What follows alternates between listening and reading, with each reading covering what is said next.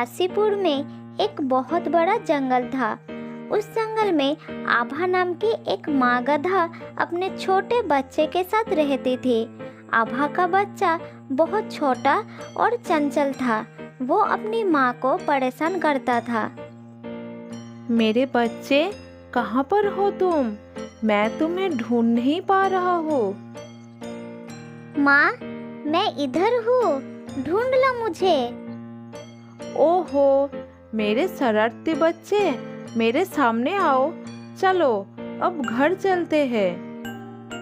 फिर आभा और उसके बच्चा घर चले गए।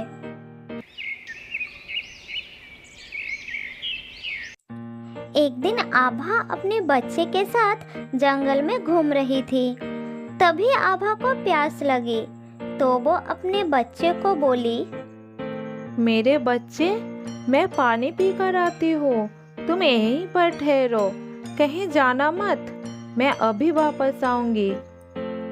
ठीक है माँ, तुम पानी पीकर आ जाओ, मैं यहीं पर हूँ। ज्यादा देर मत करो माँ, जल्द ही आ जाना। आभा पानी पीने एक झील की तरफ चली गई। वो पानी पीकर आया तो देखा उसके बच्चे वहाँ पर नहीं था। आभा परेशान हो गया। हे भगवान, मेरा बच्चा कहाँ चला गया? अब तो वो बहुत छोटा है, कहाँ ढूंढूं मैं उसे? वो अपने बच्चे को सारी जंगल में ढूंढता रहा। ढूंढते ढूंढते वो एक दूसरे गधे को देखा और कहा, भैया, आपने कहीं पर मेरे बच्चे को देखा है?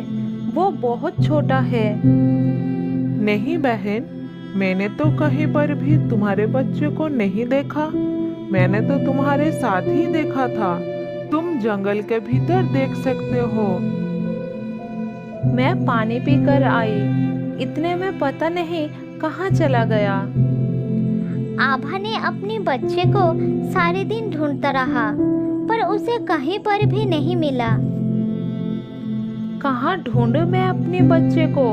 वो तो अभी बहुत छोटा है। हे भगवान, मेरी मदद करो। इस जंगल से कुछ ही दूरी पर एक और जंगल था।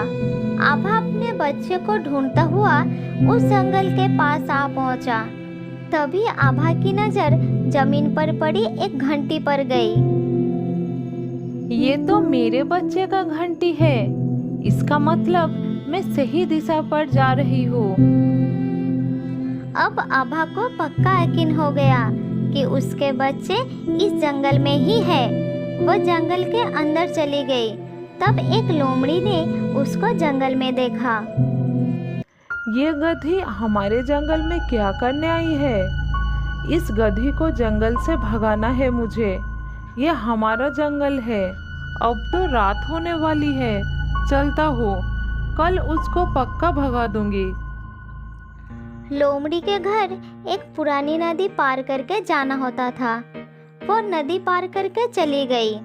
इधर आभा बच्चे को जंगल में ढूंढते ढूंढते काफी थक चुकी थी, इसीलिए एक गुफा के अंदर जाकर सो गई।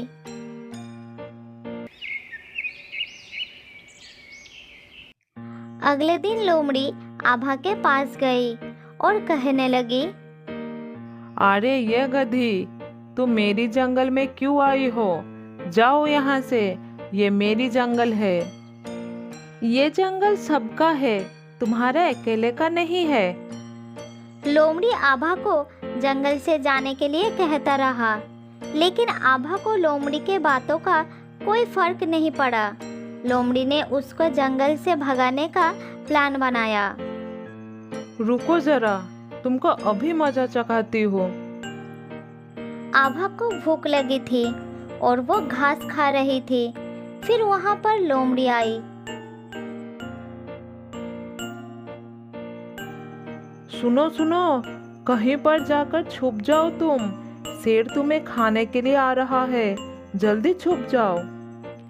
आभा खाना छोड़कर उस गुफा के अंदर चली गई। लोमड़ी उसको डराकर बहुत खुश थी।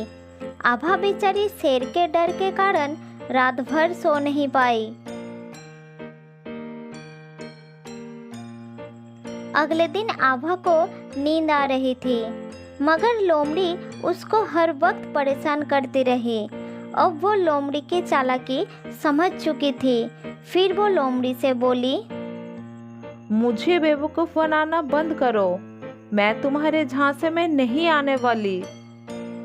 तब आभा अपने बच्चे को ढूंढने चली गई। देखती हूँ तुम कैसे मेरे जंगल से नहीं जाते, मैं तो तुम्हें भगा कर ही रहूंगी। कुछ समय बाद लोमड़ी अपने घर की तरफ जा रही थी। वो जिस नदी को पार करके घर वापस जाती थी, उस नदी का पानी बहुत अधिक हो चुका था। नदी में ज्यादा पानी देखकर लोमड़ी रोने लगी। उस समय वहां पर आभा आई। लोमड़ी को रोता देखकर उसने लोमड़ी से रोने का कारण पूछा। तब लोमड़ी उसे कही, आज नदी में पानी अधिक है, अगर मैंने नदी पार करने की कोशिश की तो मैं नदी में डूब सकता हूँ। मेरे बच्चे घर पर मेरा इंतजार कर रहे हैं, अगर मैं नहीं गई तो वो भूख से मर जाएंगे। बच्चों की बात सुनकर आभा को लोमड़ी पर दया आ गई। उसने लोमड़ी को अपनी पीठ पर बैठने के लिए कही। उसने लोमड़ी को पीठ पर बिठाकर नदी पार करा दी।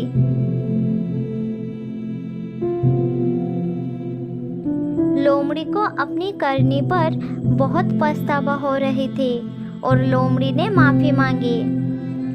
मुझे माफ कर दो, मैं तुम्हारे साथ कितना बुरा व्यवहार किया, फिर भी तुमने मेरी मदद की। कभी कभी अनजाने में हम सभी से गलती हो जाती है, कोई बात नहीं। अगर कभी मेरी मदद की जरूरत हो तो मुझे जरूर याद करना। तब आभा ने लोमड़ी को अपने बच्चे के बारे में सारी बात बताई। सब सुनकर लोमड़ी ने कही, हाँ, मैंने एक छोटा सा बच्चा पहाड़ी के पीछे देखा था, चलो मेरे साथ। लोमड़ी और आभा पहाड़ी के तरफ चल पड़े। पहाड़ी के पीछे पहुंचने के बाद आभा को अपना बच्चा दिख गया। उसके बच्चे दौड़कर अपनी माँ के पास आ गया।